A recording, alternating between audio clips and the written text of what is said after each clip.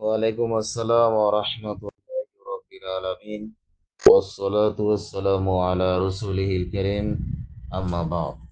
India থেকে এক বোন জানতে চেয়েছেন যে মেয়েদের কণ্ঠ কি পর্দার অন্তর্ভুক্ত কিনা। এটা নিয়ে আলেমদের মধ্যে ইখতিলাফ রয়েছে, তবে বিশুদ্ধ মত হলো অন্তর্ভুক্ত নয়। মূলনীতি হচ্ছে নারীর কণ্ঠ পর্দার অন্তর্ভুক্ত নয় যতক্ষণ না তার কণ্ঠ পুরুষকে নিজের দিকে আকর্ষণ না করবে। হ্যাঁ, বিশুদ্ধ হাদিস দ্বারা এটা প্রমাণ পাওয়া যায়। নবী সাল্লাল্লাহু আলাইহি সাল্লামের জমানায় মহিলারা নবী সাল্লাল্লাহু আলাইহি সাল্লামের কাছে অভিযোগ নিয়ে আসতেন, এরপরে ইসলামের বিষয়ে জিজ্ঞেস করতেন। আহ, এভাবে খোলাফা রশিদিন পরবর্তী শাসকদের বেলায় এরকম হয়েছে, তারা বিভিন্ন সময় কথা বলেছেন প্রয়োজনে। আহ, কিন্তু এখানে আহ, আপনার সত্য হলো, নারীকে কথা বলার সময় আকর্ষণীয় ও আকৃষ্টকারী নরম কণ্ঠে, নমনীয় লাবণীয় কণ্ঠে কথা বলা যাবে না, এবং প্রয়োজনের অতিরিক্ত কথা বলবে না, যেটা অনেক নারীদের মধ্যে দেখা যায়। প্রয়োজনের অতিরিক্ত কথা বলতে গিয়ে এখানে শয়তান জায়গা নেয়, এবং তারা অনেকেই দেখা গেছে পাপের দিকে চলে যায়।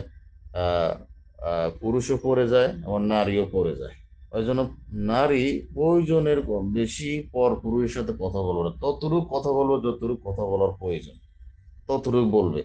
এর বেশি নারী পর পুরুষের সাথে কথা বলবে না। কারণ কোরআনুল কারীম আল্লাহ সুবহানাহু বলছেন, ইয়া নিসা আন নবী লাস্তুন্না কাআহাদিন মিনান নিসাই ইন ইত্তাকাইতুন্না ফালা তাখদা'না বিল কওলি ফায়াতমা'a আল্লাযী ফি কলবিহি মারাদুন ওয়া কুলনা কওলাম মা'রুফা। এখানে আল্লাহ সুবহানাহু বলছেন যে, হে নবীর পত্নীগণ, তোমরা অন্য নারীদের মতো নও।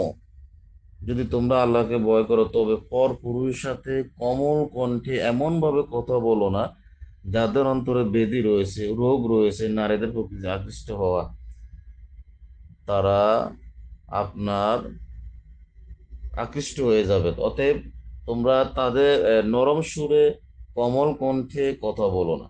আহ, স্বাভাবিকভাবে কথা বলো, মানে স্বাভাবিকভাবে কথা বলো, প্রয়োজনের বেশি না, যতটুকু প্রয়োজন সেটুকু কথা বলবে।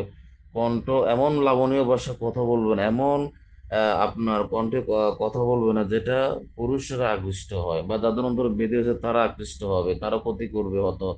তারা হয়তো জায়গা নিয়ে চেষ্টা করবে, তাদের পয়দা হাসিল করার জন্য তারা চেষ্টা করবে। এই জন্য নারীর সত্য হলো, পর পুরুষের সাথে কথা বলতে হলে সে যেন নরম কণ্ঠে এমন আকর্ষণীয় বা আকৃষ্ট হয় এমন কথা বলবে না পরপুরুষের সাথে। এরপরে প্রয়োজনের অতিরিক্ত কথা বলবে না। আহ, মহান আল্লাহ সুবহান ও তাআলা যেরূপ ভাবে নারীর জাতির দেহ বা বৈচিত্র্য পুরুষের জন্য যৌন আকর্ষণ সৃষ্টি করছেন, যা থেকে হেফাজতের বিশেষ নির্দেশ দেওয়া হয়েছে যাতে নারী পুরুষের জন্য ফিতনার কারণ না হয়। অনুরূপভাবে নারীদের কণ্ঠস্বরও প্রকৃতভাবে মন কেড়ে নেওয়ার ক্ষমতা বা কোমলতা বা মধুরতা আল্লাহ সুবহানাহু ওয়া তাআলা রাখছেন, যা পুরুষকে নিজের দিকে আকর্ষণ করতে থাকে। সুতরাং সেই কণ্ঠস্বর ব্যবহার করার ব্যাপারেও তাদের নির্দেশ হলো যে তারা পর পুরুষের সাথে কথা বলার সময় ইচ্ছাপূর্বক এমন কণ্ঠ ব্যবহার করবে যাতে কোমলতা বা মধুরতার পরিবর্তে সামান্য শক্ত ও কঠোরতা থাকে, যাতে করে যাদের অন্তর বেদিগ্রস্ত রয়েছে, অন্তর বিশিষ্ট লোক কণ্ঠের কোমলতার কারণে তাদের দিকে আকৃষ্ট না হয়ে পড়ে। সেজন্য এই দিকে নারীরা খেয়াল রাখবে। আহ এদিকে খেয়াল রাখবে যেন নরম বা প্রয়োজন ব্যতীত কথা বেশি না বলা, আকর্ষণীয় আকৃষ্টকারী এমন কথা না বলা। যেমন শেখ সালে আল ফাউজান হাফিজাহুল্লাহ, উনি বলছেন, যদি কোনো মহিলা দোকানের মালিকের সাথে বা কারোর সাথে পরপুরুষের সাথে কথা বলে তাতে ফিতনা যদি আশঙ্কা না থাকে তাহলে দোষের কিছু না।